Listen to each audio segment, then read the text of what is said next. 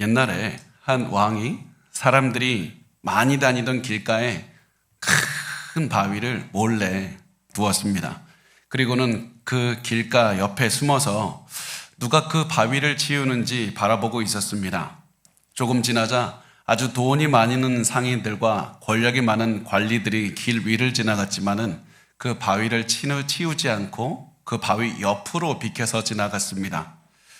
또 어떤 일반 백성들이 오자 어떤 사람들은 큰 바위를 왜 치우지 않느냐 하면서 왕을 비난했습니다. 그러면서도 그 누구도 바위를 치우지는 않았습니다. 시간이 지나서 한 가난한 농부가 채소를 들고 길을 가다가 그 길 위에 바위를 만나게 됩니다. 그 바위를 본 농부는 자신의 짐을 내려놓고는 바위를 옆으로 밀기 시작했습니다. 처음에는 전혀 움직이지 않던 바위였지만 계속해서 오랫동안 힘을 다해서 미니까 바위를 결국 길 옆으로 밀어낼 수가 있었습니다. 농부는 바위를 옮긴 다음에 다시 자기 짐을 챙기러 바위가 있던 그 자리로 돌아왔더니 그 바위가 있던 자리에는 작은 지갑이 하나가 있는 것을 발견하게 됐습니다. 그리고 그 지갑 안을 봤더니 많은 금이 있었고 하나의 메모장이 들어 있었습니다. 그 메모의 내용은 그 바위를 움직이는 사람에게 주는 선물이라는 그런 왕의 메모였습니다. 여러분, 우리가 종종 인생이라는 길 위에서 바위 같은 많은 장애물을 만날 때가 있습니다. 그래서 인생의 위기를 맞이할 때가 참 많이 있습니다. 그런 인생의 위기를 만날 때 우리가 불평하거나 포기하려고 합니다.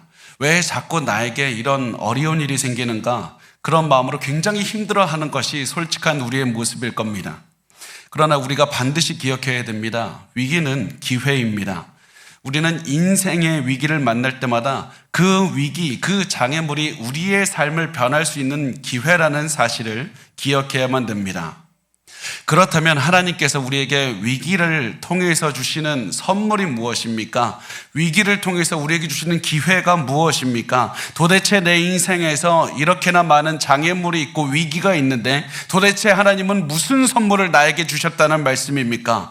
우리에게 주신 하나님의 선물은 다른 그 어떤 것이 아니라 포기하지 않는 삶의 자세입니다. 그 어떤 것이 와도 절대로 포기하지 않고 물러나지 않는 삶의 자세를 하나님께서 우리에게 선물로 주신 겁니다. 아무리 세상이 우리를 흔들어도 포기하지 않고 끝까지 꿋꿋하게 앞으로 걸어나가는 삶의 자세를 받은 겁니다. 하나님이 우리에게 주신 진정한 복은 단순히 그냥 이 땅에서 건강하고 편하게 사는 것, 그것만이 아니라 그것을 넘어서서 그 어떠한 어려움이 와도 포기하지 않고 앞으로 나아가는 그 힘을 선물로 주셨다는 사실입니다. 그렇다면 어떤 고난이 와도 포기하지 않는 힘은 어디에서 얻을 수가 있습니까? 조금만 기다리면 하나님이 와서 도와주신다는 그 믿음에서 얻을 수가 있습니다. 조금만 더 기다리면 하나님께서 내 삶에 개입하셔서 나를 구해 주실 것이고, 조금만 더 기다리면 예수께서 재림하셔서 나를 이 땅에서 구원하시고 영원한 안식으로 이끌어 주실 것이다. 이 구원의 소망이 우리를 포기하지 않게 하는 것입니다. 그래서 우리가 인생의 위기를 겪을 때마다 하나님을 바라보면서 하나님을 기다리면서 다시 일어서야만 되는 겁니다. 그리고 그 어떤 어려움이 와도 다시 한번 일어나는 우리의 모습을 보면서 우리는 하나님을 찬양해야 됩니다. 내가 하나님께 받은 복은 다시 일어나는 복입니다. 끝까지 포기하지 않고 끝까지 시도했을 때 하나님은 다시 일어날 수 있는 그 복을 나에게 주셨다는 그 사실을 찬양하면서 다시 일어나야 되는 겁니다. 하나님께서는 오늘 본문에 나오는 이스라엘 백성들에게도 이거와 같이 말씀을 하셨습니다. 위기는 너희의 인생의 끝이 아니라 다시 일어날 수 있는 기회가 된다. 아무리 위기가 와도 하나님 앞에서 포기하지 않고 싸워서 이겨내는 그 복을 받은 것이 바로 너희라는 사실을 말씀을 하셨습니다. 그래서 하나님은 이 사실을 기억하기를 원하셨고, 하나님께서는 이 사실을 말씀해 주기를 원하셨습니다. 왜냐하면 이스라엘은 이 본문이 쓰여진 당시에 굉장히 큰 위기를 맞았기 때문이었습니다. 인생의 위기 때문에 좌절하고 절망하고 있던 이스라엘 백성들은 하나님을 원망하기 시작합니다. 하나님 나를 잊으셨나 보다. 내가 기도하는 게 무슨 소용이 있냐. 아무리 기도해도 내 상황 변하지 않는 걸 보니까 하나님이 나를 잊었다. 그런 생각으로 원망하고 불평했습니다. 그러자 하나님께서는 이사야 선지자를 통해서 말씀을 하셨습니다. 27절 말씀을 보면 이렇게 말씀을 합니다. 우리 같이 읽어보겠습니다. 시작. 야곱아 어찌하여 내가 말하며 이스라엘아 내가 이르기를 내 길은 여호와께 숨겨졌으며 내 송사는 내 하나님에게서 벗어난다 하느냐. 하나님께서 하신 말씀은 이겁니다. 너는 왜 하나님이 너를 돕지 않는다고 생각하고 하나님을 원망하는가? 왜 하나님께 기도해도 아무런 소용이 없다라는 생각을 하면서 하나님을 의심하고 원망하는가? 그렇게 하나님은 이스라엘을 나무라셨습니다. 이 말만 보면 하나님께서 이스라엘을 책망하는 것이 전부인 것 같이 보입니다. 그러나 하나님께서는 이스라엘을 책망하는 것이 전부가 아니었습니다. 하나님께서는 사람들에게 인생의 위기에 어려움에 장애물에 집중할 것이 아니라 너가 누구인지를 기억해야 된다. 내가 너에게 준 복이 무엇인지를 기억하라는 이 말씀을 하기를 원하셨습니다. 그래서 이 말씀 우리가 방금 읽은 이 말씀을 자세히 보면 하나님께서는 이스라엘을 처음에는 일부러 야곱이라고 부르신 다음에 이스라엘이라고 부르셨습니다. 순서가 바뀐 것도 아니고 야곱이라고만 계속 부르신 것도 아니고 이스라엘이라고만 부르신 것도 아니었습니다. 야곱이라고 먼저 부른 다음에 이스라엘이라고 부르셨습니다. 이렇게 부르신 이유가 이스라엘 이 민족이 처음에는 이 조상이 야곱이었지만 나중에는 이스라엘이 되었다는 그 사실을 기억하길 원하셨기 때문입니다. 이 사실이 왜 중요합니까? 그 이유는 이스라엘이라는 이름의 의미가 중요하기 때문입니다. 이스라엘이라는 말의 의미는 하나님과 씨름해서 이겼다는 의미입니다. 언제 야곱이 하나님과 씨름을 해서 이겼습니까? 야곱의 인생의 위기를 만났을 때였습니다. 자신이 죽을 수도 있는 인생의 큰 위기를 만났을 때 야곱은 포기하지 않고 하나님과 씨름했고 이스라엘이 된 겁니다. 야곱이 가만히 있다가 복을 받은 것이 아니라 인생의 위기 속에서 씨름을 했을 때 복을 받았던 겁니다. 그래서 하나님은 인생의 위기를 겪은 야곱의 후손들 이스라엘 백성들에게 이렇게 말씀을 하고 계신 겁니다. 너희가 위기를 만났을 때는 반드시 너희 조상 야곱을 기억해야 된다. 그리고 야곱의 후손인 너희를 이스라엘이라고 이름 지은 그 이유를 기억해야 된다. 내가 너희 조상 야곱을 이스라엘이라고 이름 짓고 너희가 그 이름을 물려받게 한 이유가 무엇이냐? 내가 너희에게 준 진정한 유산은 하나님과 씨름하는 삶의 태도이기 때문이라는 겁니다.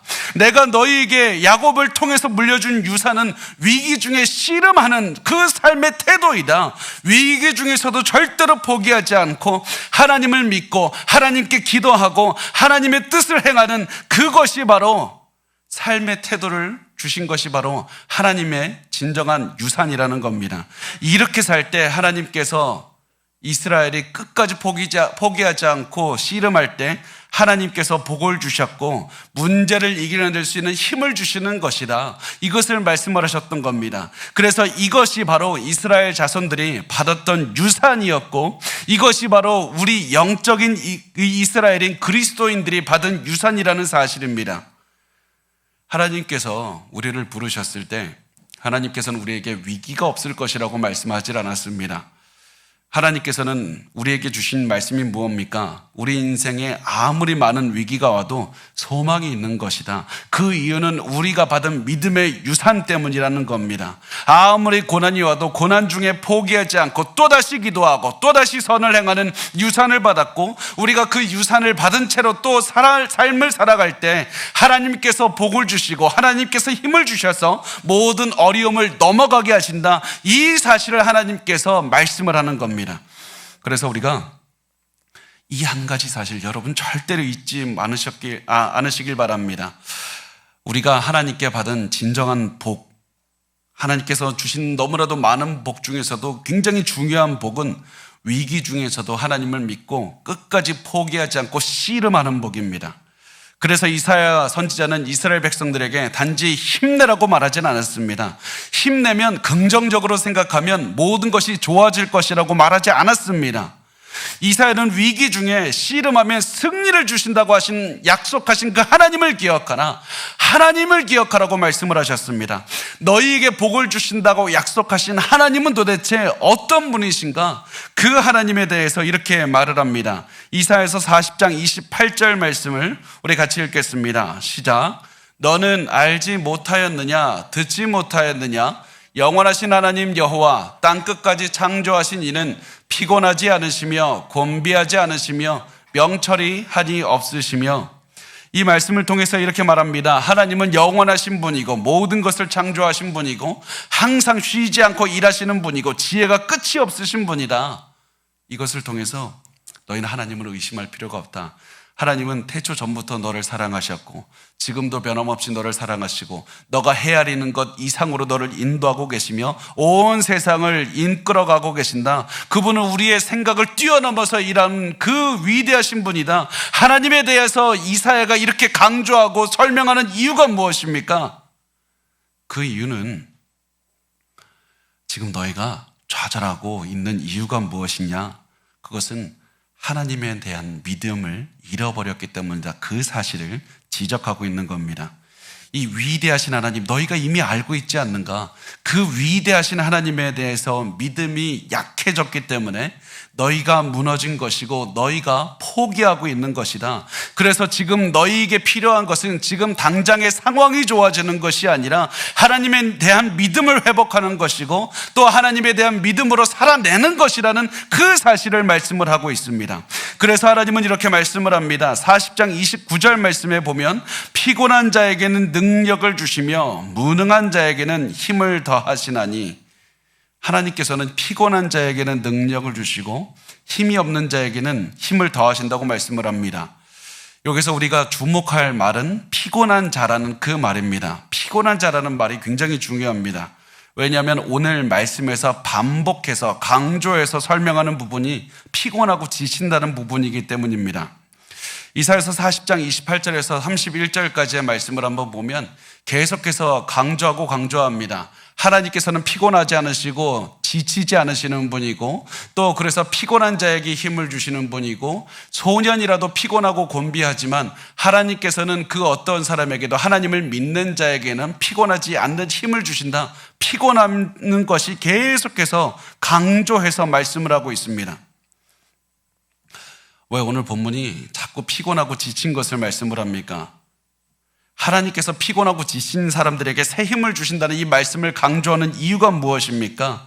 그 이유가 무엇이냐면 하나님께서 지금 말씀하는 것은 몸이 지치고 이 몸이 피곤함을 잃고 피곤하게 되고 건강을 잃는 그것을 말씀하는 것이 아니기 때문입니다.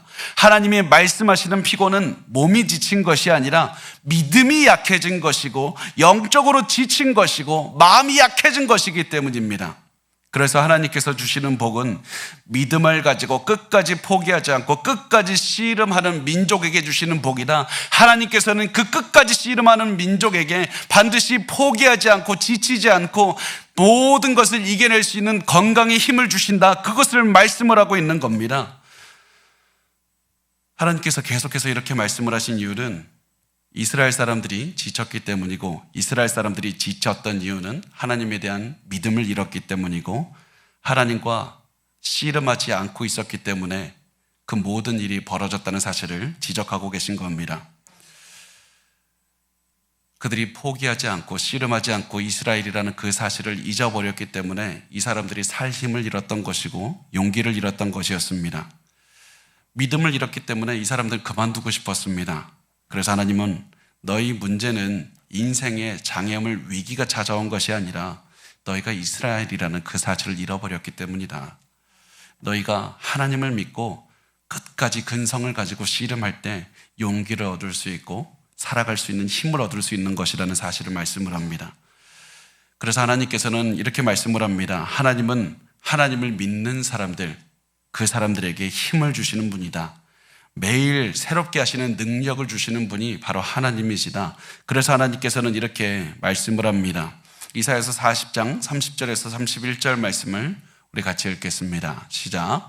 소년이라도 피곤하며 곤비하며 장정이라도 넘어지며 쓰러지되 오직 여호와를 앙망하는 자는 새 힘을 얻으리니 독수리가 날개치며 올라감 같을 것이요 다른 박질하여도 곤비하지 아니하겠고 걸어가도 피곤하지 아니하리로다. 아멘. 여기서 말하는 소년과 장정은 인간의 육체의 절정기에 있는 인간의 육체를 나타냅니다. 인간의 두뇌가 절정에 이르고 인간의 육체가 절정에 이르렀을 때에도 사람은 위기 앞에 반드시 실패하게 되어 있다는 말씀입니다. 왜 그렇습니까? 인간이 삶에서 져야 되는 인생의 무게는 너무나도 무겁기 때문입니다. 그 누구도 그 위기의 무게를 질 수 있는 사람은 없기 때문입니다. 너무나도 모든 사람이 반드시 그 인생의 무게 앞에서 주저앉게 됩니다. 그래서 우리에게 이런 질문이 들게 됩니다. 그러면 도대체 어떻게 하는 것이 하나님을 믿는 것이고 도대체 어떻게 해야 하나님과 씨름하는 겁니까? 도대체 어떻게 살아야지 하나님 영적인 이스라엘로 살아가는 겁니까? 하나님이 원하시는 삶의 방식이 무엇입니까? 그 질문에 하나님은 이렇게 대답하십니다. 오직 여호와를 앙망해야 된다. 다시 말해서 하나님을 기다리면 되는 것이다. 하나님을 기다리면 하나님과 씨름하는 것이고 또 하나님께서 새 힘을 주시는 것이다. 그렇다면 하나님을 기다린다는 말은 어떤 의미입니까? 어떤 사람들은 하나님을 앙망한다, 하나님을 기다린다는 말을 그냥 가만히 앉아서 그냥 있는 것으로 생각을 합니다. 그런데 하나님을 기다린다는 말은 가만히 아무것도 안 하고 쉬고 있으라는 말이 아닙니다. 하나님을 기다리는 것은 하나님의 뜻이 이루어질 때까지 최선을 다해서 하나님의 뜻대로 살아내는 겁니다. 더욱 최선을 다해서 하나님께 기도하고 더욱 최선을 다해서 하나님의 뜻을 행하며 살아가는 것이 하나님을 기다리는 것입니다. 분명히 아직 내 모든 어려움이 사라지지 않았지만은 하나님께서 정하신 때에 반드시 어려움은 사라질 것이다. 이 확신을 가지고 오늘도 최선을 다해서 기도하며 오늘도 최선을 다해서 살아내는 것이 바로 하나님을 기다리는 삶의 모습입니다. 이렇게 하나님을 기다리면서 살아가는 사람은 그 마음속에 한 가지 사실을 분명하게 간직하게 됩니다. 그것은 내 삶의 통제권은 나에게 없다는 사실입니다. 내 삶에 일어나는 모든 일은 내가 노력해서 내 지혜와 내 결정으로 이루어지는 것이 아니라 하나님께서 이루시는 것이다. 그리고 나는 이 하나님께서 언제 이루실지 알지 못하지만 하나님께서 이루신다는 사실은 분명하게 믿고 있다. 그러므로 나는 하나님을 믿고 하나님을 기다리며 하나님의 뜻이 이루어질 때까지 오늘도 최선을 다해서 기도하며 앞으로 나아갈 것이다. 하나님은 이 믿음을 가지고 살아가는 사람에게 새 힘을 주신다는 말씀을 하고 있습니다. 왜냐하면 새로운 힘은 내가 원한다고, 내가 결단한다고, 내가 용기를 가지겠다고, 새로운 책을 읽고 세미나를 듣는다고 나에게 생기는 것이 아니기 때문입니다. 새로운 힘은 나의 결단과 능력, 내가 원한다고 얻을 수 있는 것이 아니라 포기하지 않고 하나님의 뜻을 행하며 살 때 하나님께서 새 힘을 주시는 것이기 때문입니다. 그리고 그 힘을 받는 사람의 모습은 독수리 날개쳐 올라감 같을 것이라고 말씀을 합니다. 왜 성경은 독수리에 대해 말씀을 합니까? 독수리는 새 중에서 가장 새라고 여겼기 때문입니다. 아무리 강한 육체의 힘과 정신력을 가지고 있는 사람이라 할지라도 세상의 고뇌와 세상의 고통과 모든 위기 앞에는 무너질 수밖에 없다. 그러나 하나님을 믿는 자에게는 모든 환경을 넘어설 수 있는 능력을 주시는 것이다. 아무리 위기가 찾아와도 그 모든 위기를 넘어설 수 있는 독수리의 힘을 주실 것이라는 겁니다.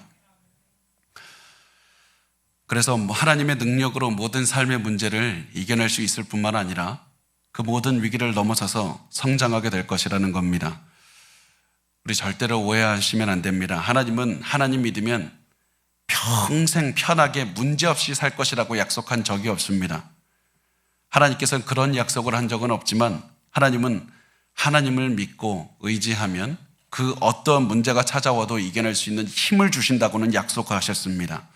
그래서 지금 위기가 찾아온 이때 우리에게 필요한 질문은 왜 나에게 이런 문제가 찾아왔을까? 그런 고민을 하는 것이 아니라 하나님 어떻게 하면 더욱더 내가 기도하고 하나님의 뜻대로 살아갈 수 있습니까? 이 질문입니다. 매일매일 어떻게 하면 포기하지 않고 달려갈 수 있을까? 이 질문을 하면서 달려가겠다는 삶의 태도가 중요한 겁니다. 아무리 마음이 힘들고 몸이 괴롭고 상황이 좋지 않아도 오늘도 또다시 포기하지 않고 또다시 씨름하겠다는 삶의 태도가 지금 우리에게 중요한 겁니다.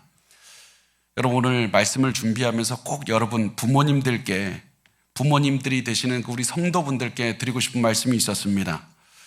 모든 부모는 자녀에게 문제없는 삶, 편한 삶을 물려주고 싶어 합니다. 그렇지만 모든 부모님은 알고 있습니다. 문제없는 삶이란 존재하지 않습니다. 아무리 부모가 돈 많이 물려주고 좋은 대학 가게 하고 아무리 좋은 재산 물려줘도 자식의 인생에는 반드시 많은 어려움이 생길 겁니다. 특히 자녀들이 더욱 열심히 살려고 하면 할수록 더 큰 문제들이 다가올 겁니다. 그래서 부모님들이 자녀들에게 물려줘야 되는 것이 무엇입니까? 물려줘야 되는 유산이 무엇입니까? 바로 하나님께서 이스라엘 백성들에게 물려주신 그 유산, 여러분의 자녀들에게도 물려줘야 되는 것이 바로 삶의 태도입니다. 하나님께서 영적인 이스라엘로 너희를 부르셨다. 그 사실을 잊지 말라는 그 삶의 유산을 반드시 기억하게 해주셔야 됩니다. 그렇게 하면서 부모된 내가 너희에게 물려줄 수 있는 그것도, 그 단 하나도 어떤 경우에도 포기하지 않고 씨름하는 삶의 태도이다. 그 사실을 말로 알려주시고 몸으로 알려주셨으면 좋겠습니다. 그렇게 매일 포기하지 않고 최선을 다해서 기도하고 하나님의 뜻을 행하면서 살다가 끝내 하나님의 능력으로 다시 일어나는 그 모습을 자녀들에게 물려주셔야만 됩니다. 그리고 그 모습을 보고 살아간 아이의 마음에는 고난 중에서도 기도하며 포기하지 않았던 부모님의 모습을 가슴속에 새기게 될 겁니다. 제가 오늘 말씀을 준비하면서 제가 예전에 알았던 한 남자분의 모습이 기억이 났습니다. 그 남자분은 중년의 나이였는데 그분의 아이는 그 아내분은 오랫동안 교회를 다녔지만은 그분은 교회를 다니질 않았습니다. 그러다가 어느 날 갑자기 교회를 다니기 시작했고요. 1년이 넘는 시간 동안 꾸준하게 신앙생활을 유지를 했습니다. 언젠가 그분이 이제 신방을 좀 해달라고 해서 찾아가서 그분과 대화할 기회가 생겼는데 제가 그 기회를 불어서 그분에게 여쭤봤습니다. 어떻게 해서 갑자기 교회에 출석하게 됐고 어떻게 해서 갑자기 인생이 변할 수가 있었습니까? 그러자 그분은 이렇게 말했습니다. 사실 1년 전에 가정에 큰 위기가 닥쳤습니다. 제가 그때 도대체 어떻게 해야 될지, 자식은 자식대로 잘못돼 가고 아내와의 관계는 다 무너져가고 있었을 그때 어떻게 해야 될지 알지 못했는데 그때 내 머리에 기억난 것이 기도하는 우리 어머니의 모습이었습니다. 우리 아버지가 그렇게 힘들게 하고 돈이 하나도 없는 그때마다 또다시 기도하는 우리 어머니의 모습이 떠올라서 그때부터 나도 기도하기 시작했고 그때부터 교회를 다니기 시작했고 그때부터 다시 하나님께 매달렸을 때 그리고 나서 제 모든 문제도 해결되는 것을 그때 체험했다고 그렇게 말하면서 기뻐하는 그 모습을 잊을 수가 없습니다. 저는 여러분들의 자녀들의 입에서도 똑같은 고백이 나오기를 원합니다. 문제를 만났을 그때 우리 아버지, 우리 어머니는 포기하지 않고 기도하고 하나님의 뜻을 행하셨던 그분이라는 고백이 여러분의 자녀들의 입에서 나왔으면 좋겠습니다. 여러분이 그런 인생을 살았으면 좋겠습니다. 그래서 여러분이 세상을 떠난 뒤에도 자녀분들이 여러분의 삶을 기억하면서 이렇게 고백하기를 원합니다. 저도 우리 부모님의 뒤를 따라서 우리 부모님이 주신 신앙의 유산을 가지고 오늘도 포기하지 않고 또다시 하나님을 기다리며 하나님의 뜻을 행하며 살겠습니다. 오늘도 포기하지 않고 씨름하겠다는 그런 신앙의 유산을 여러분들의 자녀들에게 물려주시기를 바랍니다. 왜냐하면 이것이 자녀들에게 물려줄 수 있는 가장 값진 유산이기 때문이고 여러분이 물려줄 수 있는 단 하나의 유일한 유산이기 때문입니다. 여러분의 삶을 통해서 그 믿음, 그 씨름하는 모습을 자녀들에게 반드시 물려주시기를 바랍니다.